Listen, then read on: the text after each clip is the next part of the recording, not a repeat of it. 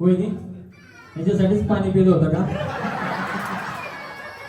एवढी ताण लागली होती, पहिलं पाणी घ्यायचं. हा आता एक कमरेवर घ्या. छान डान्स केला तुम्ही. आता विक्रेत्याला पण छान सादर करा. तुम्हाला पण या ठिकाणी सेमी फायनलला जाण्याची संधी. हा चल. हा माईक मध्ये आहे. अगं bye bye bye bye bye बाई कमर ए बाई सिया गेला पोते अगं